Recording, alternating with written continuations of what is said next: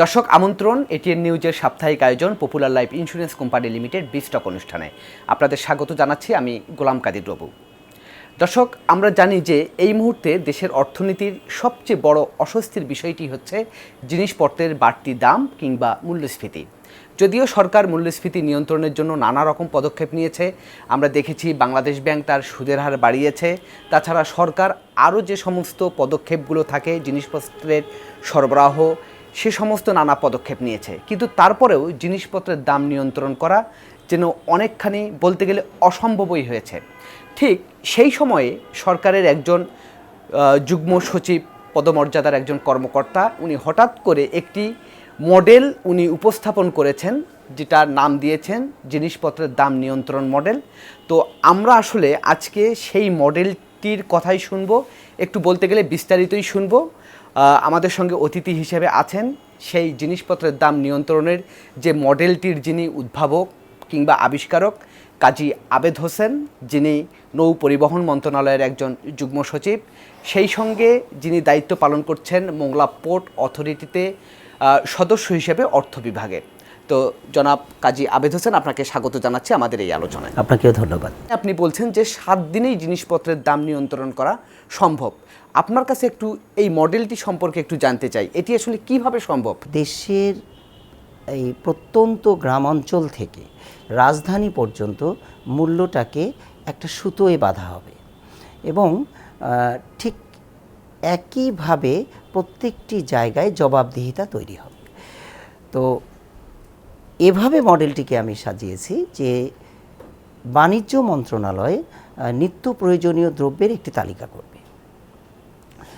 তো এই তালিকাটি উপজেলা প্রশাসনে পাঠানো হবে।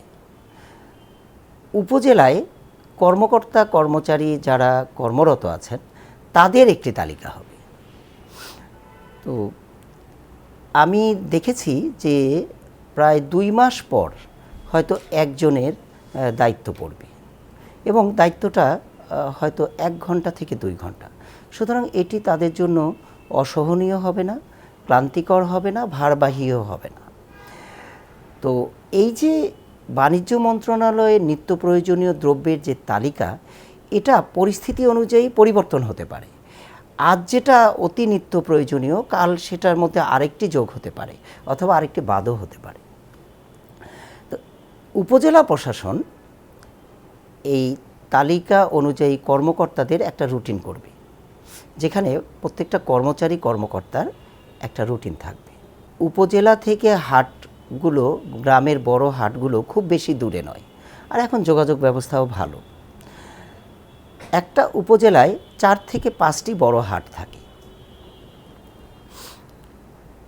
2টি হাট একই দিনে বসে না, আবার একটি হাট সপ্তাহে 2 বার বসে।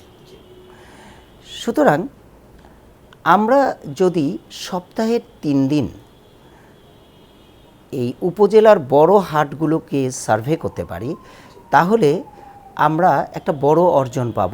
সেটা হলো যে গ্রামের হাটে আসলে ঠিক ওই সময়ে যে কোনো একটা নিত্য প্রয়োজনীয় দ্রব্যের মূল্য কত। কর্মকর্তা বা কর্মচারী এই তালিকাটা নিয়ে গ্রামের হাটে যাবেন, যে ঠিক কৃষকের যে দেয়া মূল্যটা, এই মূল্যটা তিনি সংগ্রহ করবেন। তো আপনি আরও জানেন যে গ্রামের হাটে কৃষকরা আসেন ক্রয়ের জন্য আবার বিক্রয়ের জন্য, আর বড় হাটে ঠিক পাশেই পাইকারি বেচা কেনাও হয়। তো তারা পাইকারি মূল্য গ্রহণ করবেন, একই সাথে তারা খুচরা পর্যায়ের কর্মকর্তারা প্রথমে গ্রামের হাটে যাবেন, হাটে গিয়ে সেখানে জিনিসপত্রের দামটা তারা পর্যবেক্ষণ করবেন যে কত দামে বিক্রি হচ্ছে, কেনা বেচা হচ্ছে। আমি এই মূল্যটাকে দিয়েছি প্রান্তিক মূল্য, এটার নাম হচ্ছে প্রান্তিক। এই একবারই গ্রামের যে যাচাই হলো, এই একটা যাচাইয়েই সারা দেশের মূল্য নিয়ন্ত্রিত হবে। আর কোথাও ওই মূল্য বাজারে যে যাচাইয়ের প্রয়োজন হবে না। এবার সপ্তাহে যে বিভিন্ন হাটের মূল্যগুলো পাওয়া গেল, সেটাকে গড় করা হবে। আর এই কাজটা করবে হচ্ছে উপজেলা পর্যায়ের যারা কর্মকর্তা থাকবে তারা, মূলত উপজেলা প্রশাসন। এবার আমি 3টি কমিটির প্রস্তাব দিয়েছি। তার মধ্যে সবসময় কাজের মধ্যে নিয়োজিত থাকবে 2টি কমিটি। একটি কমিটিতে থাকবেন উপজেলা প্রশাসন, উপজেলার কর্মকর্তাবৃন্দ, সেই সাথে আইন শৃঙ্খলা কর্মকর্তা থাকতে পারেন, থাকবেন এখানে একই সাথে আবশ্যিকভাবে উপজেলা পর্যায়ের যে বাজার আছে তার সভাপতি, সেক্রেটারি, তাদেরকে আবশ্যিকভাবে থাকতে হবে এবং তিনি পরপর 2 বার অনুপস্থিত থাকলে তার বিরুদ্ধে ব্যবস্থা হবে। জি, এটা একটা কমিটি। আচ্ছা, আর দ্বিতীয় কমিটি? দ্বিতীয় যে কমিটি, সেখানে থাকবে প্রশাসন, থাকবে নির্বাহী ম্যাজিস্ট্রেট এবং আইন শৃঙ্খলার সঙ্গে জড়িত যারা আছেন তারা। তাহলে এবার প্রথম কমিটির কাজ হবে এই যে গ্রামের হাট থেকে প্রান্তিক মূল্যটা গ্রহণ করা হলো তার গড় করা হবে। এবার এই উপজেলা নির্বাহী অফিসার এবং উপজেলার কর্মকর্তাগণ বাজার কমিটির সভাপতি, সেক্রেটারির সঙ্গে বিনিময় করবেন যে গ্রামের হাটের মূল্য হচ্ছে এত, তাহলে প্রতি কেজিতে আপনারা কত লাভ নেবেন। এখানে আমাদের বিবেচনায় আসবে পরিবহন খরচ, তারপরে এগুলো পেরিশেবল বা পচনশীল আইটেম, সেগুলো পচে যেতে পারে, দ্বিতীয়ত নষ্ট হতে পারে। আরও একটা বিষয় আসবে, সকালে যে পরিমাণ তাজা থাকে বিকেলে বা সন্ধ্যায় সেটা নাও থাকতে পারে। এগুলো সব বিবেচনায় নিয়ে প্রতি কেজিতে একটা মূল্য, বর্ধিত মূল্য ধরা হবে। যেমন আমি আপনাকে উদাহরণ হিসেবে বলতে পারি যে ফুলকপি বা বাঁধাকপি বা টমেটো যদি গ্রামের হাটে সিজনে 17 টাকা হয়, তাহলে প্রতি কেজিতে 2 টাকা হতে পারে, কারণ যিনি 3 টন নিয়ে আসবেন প্রতি কেজিতে 2 টাকা অর্থ অনেক বেশি তিনি পাবেন। তো আমার এখানেই এই মডেলটার সৌন্দর্য বা কার্যকারিতা, সেটা হলো 1 কেজি টমেটোর মূল্য যদি গ্রামের বাজারে 17 টাকা হয়, তাহলে এটা উপজেলায় 20 টাকা হতে পারে, কিন্তু 70 টাকা হতে পারে না। তাহলে প্রথম যে লাগাম বা নিয়ন্ত্রণ এখানে রচিত হবে। উপজেলা পর্যায়ে আপনি লাগাম টেনে দিলেন। আর এটা গ্রহণযোগ্য হবে কারণ বাজারের সভাপতি, সেক্রেটারির উপস্থিতিতে করা, সুতরাং এখানে তারাও সন্তুষ্ট থাকবে, অমান্য করার সুযোগ নেই। তাহলে এইভাবে প্রতিটি নিত্য প্রয়োজনীয় দ্রব্যের তালিকা হবে এবং এখানে প্রত্যেকের স্বাক্ষর থাকবে। যে এটা প্রথম নিয়ন্ত্রণ। আমরা আসলে পরের নিয়ন্ত্রণটা আমরা একটু আপনার কাছে আলোচনায় যাব, তার আগে নিচ্ছি ছোট্ট একটি বিরতি। দর্শক, আপনারা দেখছেন popular life insurance company limited বিস্টক। এবার নিচ্ছে ছোট্ট একটি বিরতি।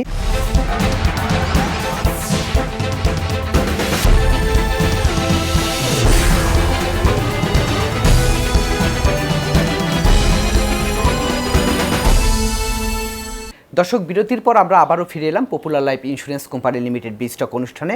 আসলে তার পরের ধাপটা কি হবে? তো উপজেলা নির্বাহী অফিসার ঠিক করবেন তিনি সপ্তাহে কদিন মিটিং করবেন। এটা একদিনেও হতে পারে, কারণ আপনি জানেন যে গ্রামে দ্রব্যের খুব বেশি মূল্যের ঊর্ধ্বগতি নিম্নগতি হয় না।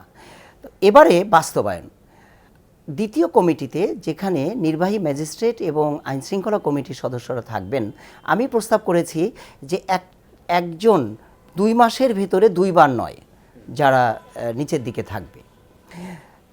উপজেলায় বাজারে এক দৃশ্যমান স্থানে একটি সাইনবোর্ড থাকবে, সেখানে প্রথম কমিটির এই যে সরকারি মূল্য, এটা তালিকাটা দেয়া হবে এবং এখানে একটা রেঞ্জ থাকবে যে ধরুন 20 টাকা থেকে 25 টাকা।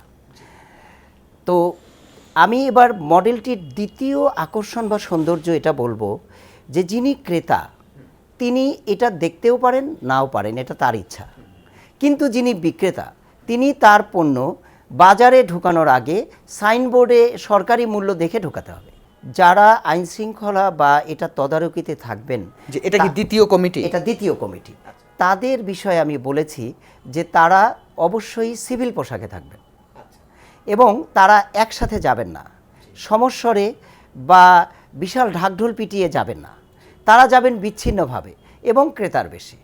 তারা শুধু এইটুকু দেখবেন যে বাজারে যে শৃঙ্খলাটা আনা হলো কে তার ব্যতিক্রম করছেন। আমার মনে হয় যে এবার উপজেলায় পুরো বিষয়টা একটা শৃঙ্খলায় আসলো, একটা পরিশীলিত আচরণে আসলো, এবং যারা নিয়ম মানছে না তাদের বিরুদ্ধে ব্যবস্থা নেওয়া হবে, তাদের বিরুদ্ধে ব্যবস্থা নিলেই হবে।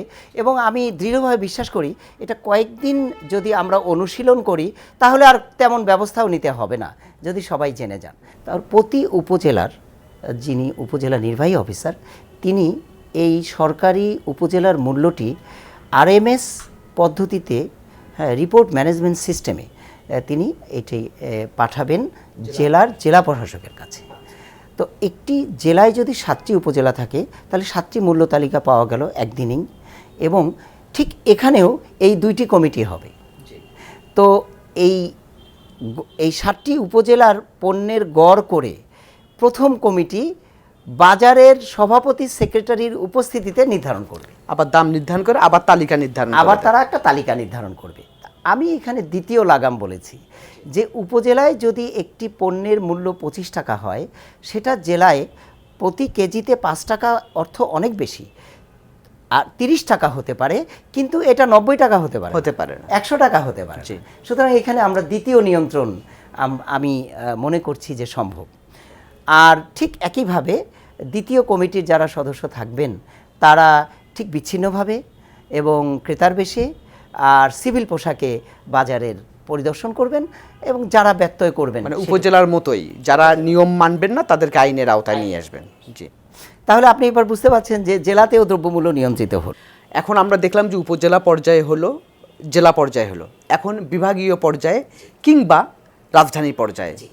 একটি বিভাগে যদি 7টি বা 8টি জেলা থাকে তাহলে জেলা প্রশাসকগণ আরএমএস পদ্ধতিতে তারা বিভাগীয় কমিশনারের কাছে পাঠাবেন, এবং এখানেও তিনি পুরো এই মেট্রোপলিটন এলাকাকে 7টি বা 8টি অঞ্চলে ভাগ করবেন।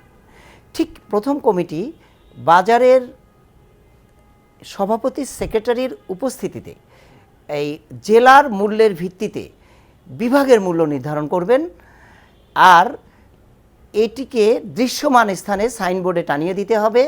ক্রেতা ব্যস্ত থাকতে পারেন, অসচেতনও থাকতে পারেন, তাদের এটা দেখার দরকার নেই, কিন্তু যিনি বিক্রেতা তাকে তার পণ্য দেখে বাজারে প্রবেশ করতে হবে।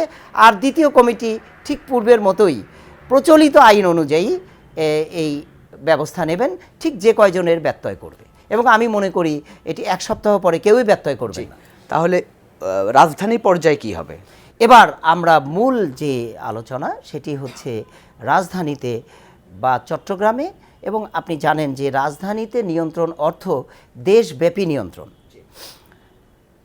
সারা দেশের 64টি জেলার জেলা প্রশাসকগণ ঢাকার বিভাগীয় কমিশনার মহোদয়ের কাছে মূল্য তালিকা পাঠাবেন, এবং এই 64টি জেলার মূল্যর গড় হবে ঢাকায়। ঢাকা সিটি কর্পোরেশনকে 30টির বেশি অঞ্চলে ভাগ করা হবে, এবং প্রথম কমিটি বা দ্বিতীয় কমিটি ঠিক সে অঞ্চল ভিত্তিক ভাগ করা হবে। সিটি কর্পোরেশনের সঙ্গে বিভাগীয় কমিশনারের বা বিভাগীয় প্রশাসনের একটি সমন্বয় করা হবে, যাতে পরস্পরকে সরকারি বা জনস্বার্থে সাহায্য করতে পারে।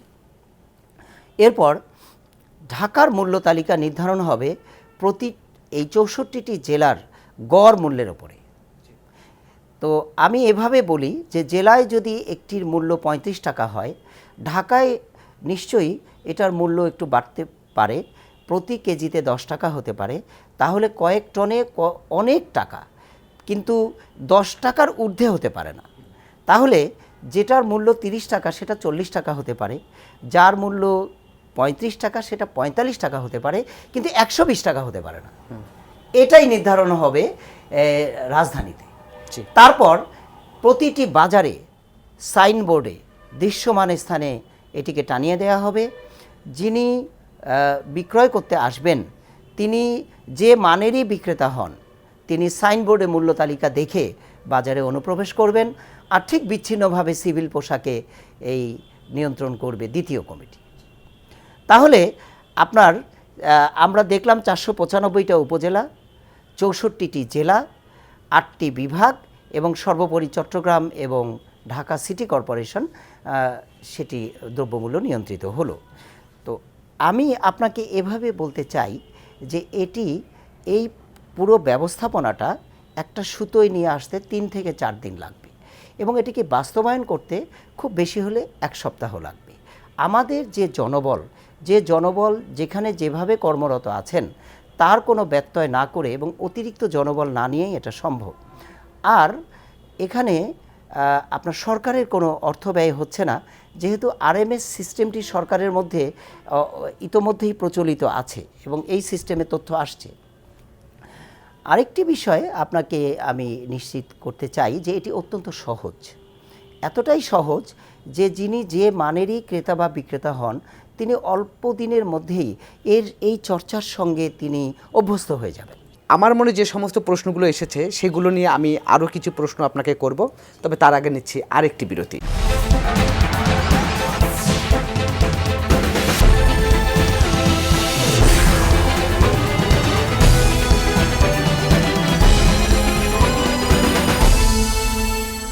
দর্শক, বিরতির পর আমরা আবারও ফিরে এলাম popular life insurance company limited বিস্টক অনুষ্ঠানে। আমরা আলোচনা করছি জিনিসপত্রের দাম নিয়ন্ত্রণের মডেল নিয়ে। আমাদের সঙ্গে অতিথি হিসাবে আছেন কাজী আবেদ হোসেন, যিনি সরকারের একজন যুগ্ম সচিব। জি, আমরা তো বিরতির আগে আপনার কাছ থেকে জানলাম যে কিভাবে উপজেলা, জেলা, বিভাগীয় শহর এবং সর্বোপরি সিটি কর্পোরেশন কিংবা রাজধানী পর্যায়ে কিভাবে জিনিসপত্রের দাম নিয়ন্ত্রণ হবে। তো আপনি মডেলের মধ্যে যে বিষয়গুলো দিয়েছেন যে দুটি কমিটি কাজ করবে, একটি কমিটি সংশ্লিষ্ট সবার সঙ্গে আলোচনা করে জিনিসপত্রের দাম নির্ধারণ করে দেবেন এবং সেই দামটি বাজারে টাঙ্গানো থাকবে এবং সেটি যদি ক্রেতা নাও দেখে অন্তত যে বিক্রি করবে তিনি এই দামেই বিক্রি করবেন। অর্থাৎ যে ক্রেতা তার আসলে ঠকে যাওয়ার কিংবা বেশি দামে কেনার সুযোগ নেই। আর বিক্রেতা যদি সেই আইনটি না মানেন তাহলে আরেকটি যে কমিটি আছে আইন শৃঙ্খলা কমিটি, তারা তাদেরকে প্রয়োজনীয় তাদের বিরুদ্ধে ব্যবস্থা নেবে। তো আপনার কাছে আমি জানতে চাই, আমরা তো বিগত সময়ে দেখেছি এরকম পদক্ষেপ তো বাজারে আমরা নেওয়া হয়েছিল, বিশেষ করে রাজধানীতে আমরা দেখেছি। আমরা যখন রিপোর্ট করতে গিয়েছি তখন আমরা দেখেছি বাজারে প্রতিদিন দাম নির্ধারণ করে দিত, কিন্তু দাম তো আসলে শেষ পর্যন্ত ক্রেতা বিক্রেতা আসলে কারোই মানা সম্ভব হয় না। তাহলে সেক্ষেত্রে কি হবে? বিগত দিনে মূল্য তালিকা দেওয়া হয়েছে, সরকারের পূর্ণ সহযোগিতা অথবা আন্তরিকতা ছিল, তবে বিষয়গুলো অনুশীলনের ক্ষেত্রে যে হয়তো ব্যত্যয় হয়েছে। আমি আপনাকে এভাবে আশ্বস্ত করতে চাই যে এটি কেবলমাত্র এই একটা মূল্য, যে মূল্যটা আগে দেয়া হতো সেটা হয়তো রাজধানীর বা ঢাকার মূল্য, কিন্তু এই মূল্যটা তৃণমূল পর্যায় থেকে তুলে আনা ছিল না। এখানে একটা অথবা তৃণমূলের উপর ভিত্তি করে হলেও জেলায় বা বিভাগে এবং ঠিক স্তরে স্তরে সাজিয়ে রাজধানী পর্যন্ত একই শিকলে এটাকে আটকানো ছিল না।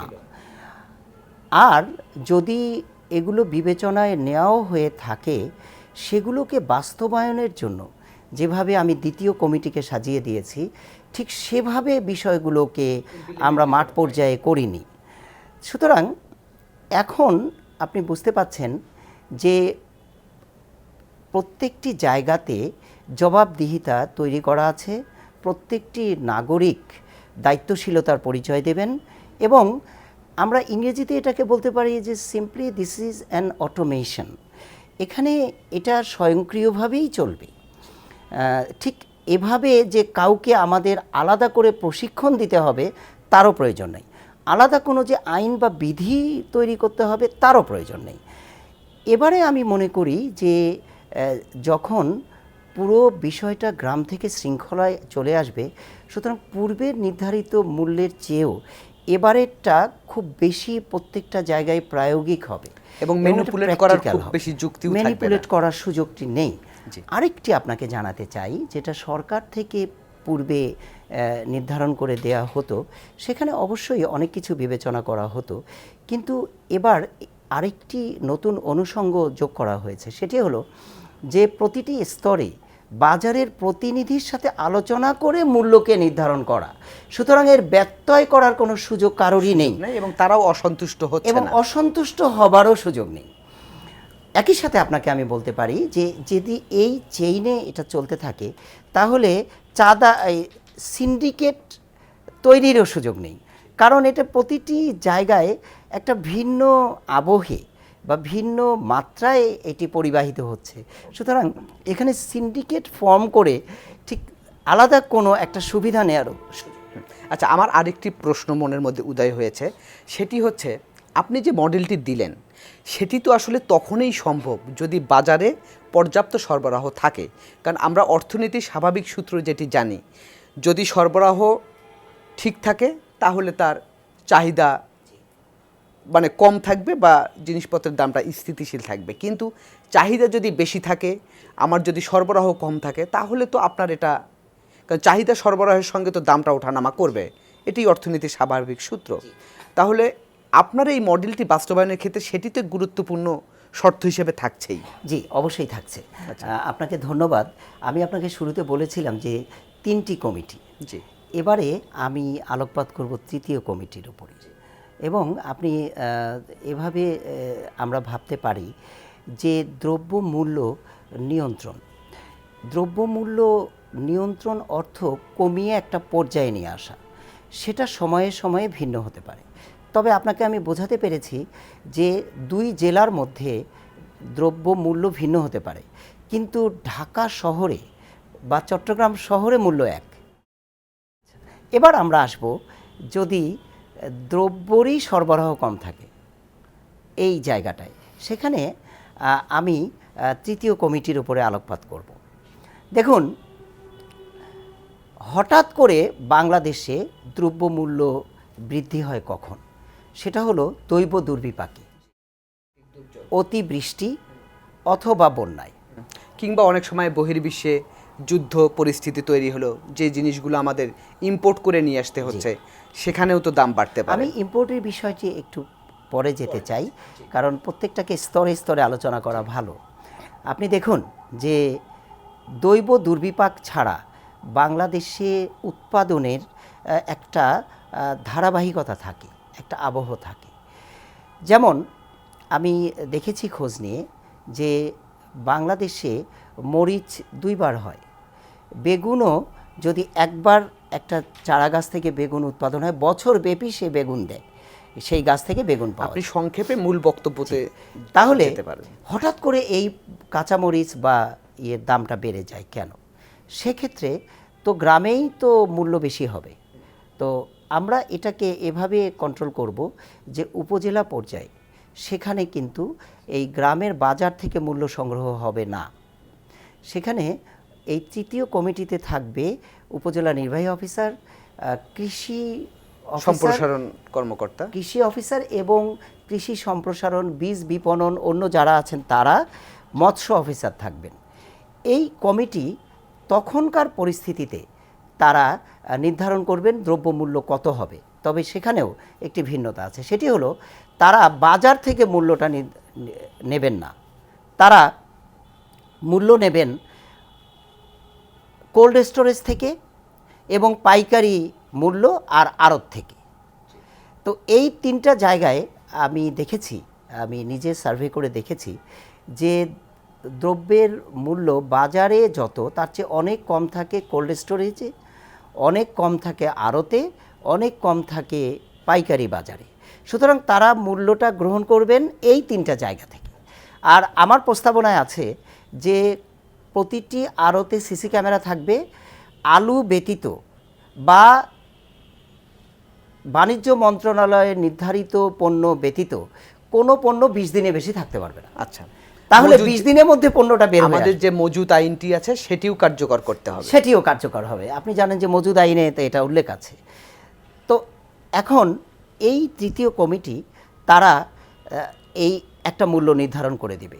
এই মূল্যটা থেকে উপজেলার মূল্য নির্ধারণ হবে, তারপরে উপজেলা থেকে জেলায়, যে পূর্বে আমি যেভাবে বলেছি সেভাবে জেলায়, বিভাগে বা রাজধানীতে হবে। আমার আরেকটি প্রশ্ন, যেমন হচ্ছে বাংলাদেশ তো আসলে অনেকখানি কি বলবো, যে সেখানে আমরা আমার আরেকটু কথা থাকবে, সেটি হলো যে হতে পারে মরিচের কেজি অন্য সময়ে যেটি 30 টাকা বা 35 টাকা, সেটা একটা ক্রাইসিসে যে হতে পারে 100 টাকা, কিন্তু এটা 1200 টাকা হওয়ার সুযোগ নেই। যে আমি আরেকটি প্রশ্ন করি, আমাদের আলোচনা তো প্রায় শেষের দিকে চলে আসছে। সেটি হচ্ছে যে আমরা জানি যে আমরা বাংলাদেশে আমরা খাদ্যে স্বয়ংসম্পূর্ণ আসলে হয়তো মুখে বলা হলেও বাস্তব ক্ষেত্রে আমরা এখনও হইনি। এখনও চাল আমাদের ইম্পোর্ট করতে হচ্ছে, আমাদের সবজি কিংবা যেগুলো আমরা উৎপাদন আমরা ভালো করছি, কিন্তু তারপরও আমাদের অনেক খাদ্যপণ্য বা নিত্যপণ্য আছে যেগুলো আমাদের আমদানি করতে হয়। তো আমদানি করা জিনিসপত্রের দামটা নিয়ন্ত্রণ হবে কিভাবে? কারণ সেগুলোর বাজার তো আপনার বিশ্ববাজারের উপর নির্ভর করে, সেগুলোর চাহিদা সরবরাহের উপর নির্ভর করে।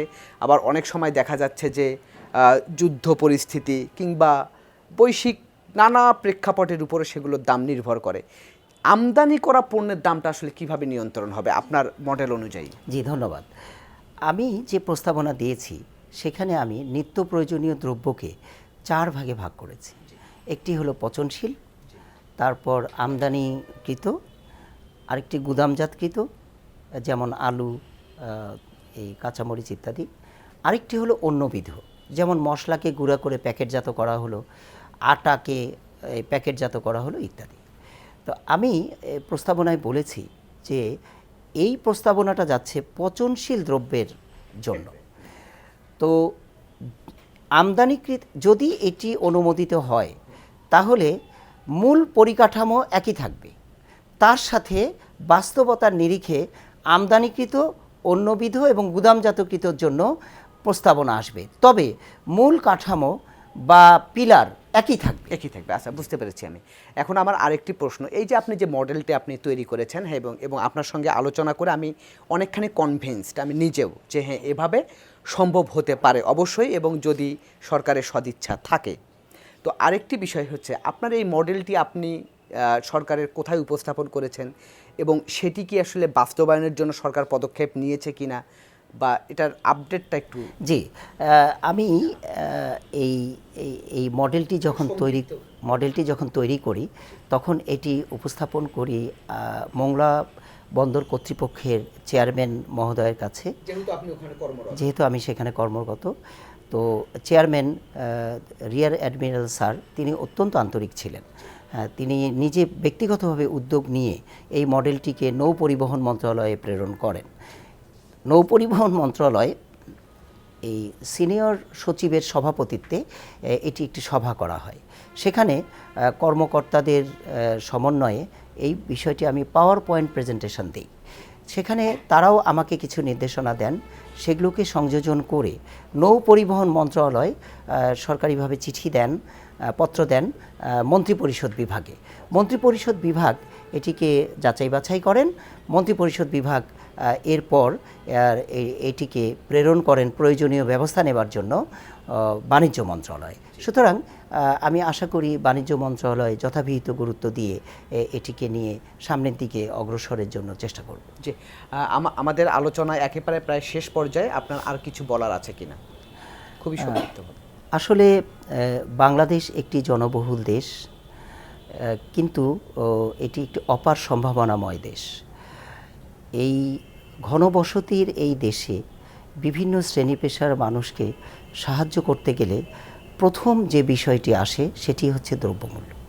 আমি মনে করি যে দ্রব্যমূল্য নিয়ন্ত্রিত হলে আসলে ব্যক্তি বিশেষে নয়, শ্রেণী বিশেষে নয়, দেশের প্রতিটি মানুষ এবং বিশেষ করে যারা কম আয়ের মানুষ এবং সেই বাড়িতে কোনো বৃদ্ধ অথবা শিশু, তাদের মুখে হাসি ফুটবে। সেই হাসিটি হতে পারে সেদিনের সদ্য ফোটা একটি ফুলের মতো। জি, আমরা আশা করি যে আপনার এই পদক্ষেপ, এই মডেল, এটি অবশ্যই কার্যকর হোক এবং জিনিসপত্রের দাম নিয়ন্ত্রণে আসুক, সেটি আমরা আশা অবশ্যই করি। এবং সেই সঙ্গে দর্শকদেরকে একটু জানাতে চাই যে আপনি এর আগে প্রজনন মৌসুমে ইলিশ মাছ না ধরার একটি মডেল আপনি তুলে ধরেছিলেন এবং সরকার সেই মডেল ফলো করে, এবং আমরা দেখছি যে ইলিশের প্রজনন ক্ষমতা বাড়িয়ে গিয়েছিল এবং পরবর্তীতে সরকার আপনাকে পুরস্কৃত করেছে, আপনি মেডেল পেয়েছিলেন আমরা যতদূর জানি। তো আমরা আশা করব যে আপনার এই জিনিসপত্রের দাম নিয়ন্ত্রণের যে মডেলটি আপনি আবিষ্কার করেছেন সেই মডেলটিও কার্যকর হবে, এবং ওই ইলিশ প্রজননের, ওই মৌসুমি ইলিশ না ধরার যে মডেলটি তার মতো এটিও আসলে কার্যকর হবে এবং সফল হবে, এই আশাবাদ আমরাও ব্যক্ত করছি। দর্শক, এই ছিল আজকের popular life insurance company limited বিস্টক। আগামীতে আবারও দেখা হবে অন্য কোনো বিষয় নিয়ে। সে পর্যন্ত ভালো থাকুন, সুস্থ থাকুন, এটিএন নিউজের সঙ্গেই থাকুন।